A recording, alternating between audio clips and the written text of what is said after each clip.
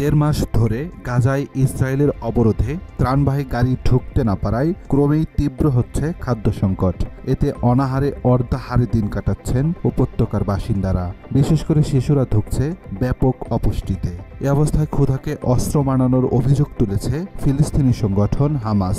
অন্যদিকে ইসরায়েলের প্রতিরক্ষামন্ত্রী এ অবরোধ অব্যাহত রাখার কথা জানিয়েছেন। বৃহস্পতিবার আল জাজিরার প্রতিবেদনে বলা হয়, গত 18 মার্চ যুদ্ধবিরতি ভেঙে গাজায় পুনরায় হামলা শুরুর এক সপ্তাহ আগে 2 মার্চ সব ধরনের ত্রাণ প্রবেশের উপর নিষেধাজ্ঞা আরোপ করে ইসরায়েল। এরই মধ্যে তারা গাজার বিভিন্ন এলাকায় স্থল অভিযানও শুরু করে। পাশাপাশি অব্যাহতভাবে চালানো হামলায় গতকাল বৃহস্পতিবার একদিনে আরও 40 জন নিহত হন, আহত হন 73 জন।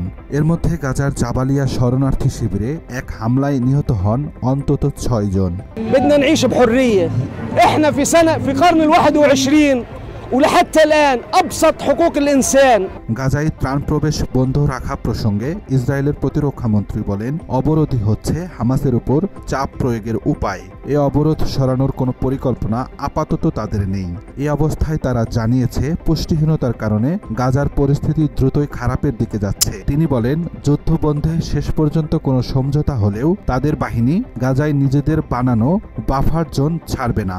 אם החמאס ימשיך בסרבנותו ולא ישחרר בקרוב את החטופים, צה"ל יעבור ללחימה עצימה। ইসরায়েলের মন্ত্রীর বক্তব্যের সমালোচনা করে হামাস বলছে, তার এই বক্তব্য যুদ্ধাপরাধ সংগঠনের বিষয়টি প্রকাশ্যে স্বীকার করা ছাড়া আর কিছুই নয়। বৃহস্পতিবার একটি টেলিগ্রাম পোস্টে সংগঠনটি লেখে, ইসরায়েল নিরপরাধ বেসামরিক লোকজনের জীবন রক্ষার মৌলিক উপাদান যেমন খাবার, ঔষধ, পানি ও জ্বালানি থেকে বঞ্চিত করছে। মাত্র 30% টাকায় জমির মালিক হয়ে নতুন বাংলাদেশের গড়ে তোলার স্বপ্ন দেখা বাংলা বসতি।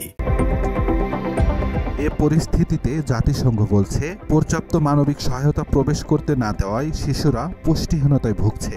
জাতিসংঘের মানবিক বিষয়ক সংস্থা OCHA এর এক প্রতিবেদনে ইসরায়েলের অবরোধের ভয়াবহ চিত্র তুলে ধরে জানানো হয়, মানবিক সহায়তা ও অন্যান্য গুরুত্বপূর্ণ সরবরাহের প্রবেশ বন্ধ করে দেওয়ায় গাজায় তীব্র খাদ্য সংকট দেখা দিয়েছে। সেখানে বিভিন্ন ধরনের মাংস, দুগ্ধজাত পণ্য, শাকসবজি ও ফলমূলের মতো পুষ্টিকর খাদ্য একেবারেই কমে গেছে। OCHA এর তথ্য অনুযায়ী মার্চে অপুষ্টিতে ভোগা 3699 শিশুকে হাসপাতালে ভর্তি করা হয়েছে।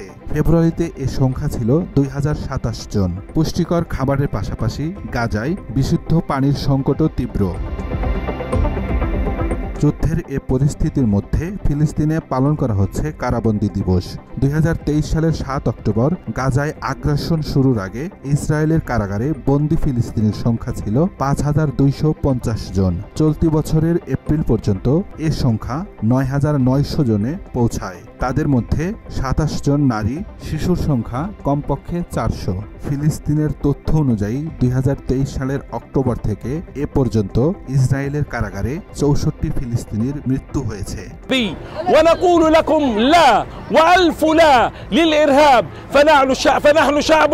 এদিকে স্থায়ীভাবে ফিলিস্তিনের অবরুদ্ধ গাজা উপত্যকা দখলের বিষয়ে ইসরায়েলকে সতর্ক করেছে জার্মানি। মূলত ইসরায়েলের প্রতিরক্ষা মন্ত্রী ইসরায়েল কাটস গাজার তথাকথিত নিরাপত্তা অঞ্চলে সেনাদের অনির্দিষ্টকালের জন্য অবস্থান করার কথা বলার পর এ সতর্কবার্তা এলো। অন্যদিকে ইসরায়েল স্পষ্টভাবে ফিলিস্তিনি ভূখণ্ড গাজা দখলের চেষ্টা করছে বলে অভিযোগ তুলেছে উত্তর কোরিয়া। পাশাপাশি গাজা উপত্যকায় নতুন করে শুরু করা ইসরায়েলের হামলার সমালোচনা করেছে দেশটি। উত্তর কোরিয়ার রাষ্ট্র নিয়ন্ত্রিত কোরিয়ান সেন্ট্রাল নিউজ এজেন্সি এই তথ্য নিশ্চিত করে।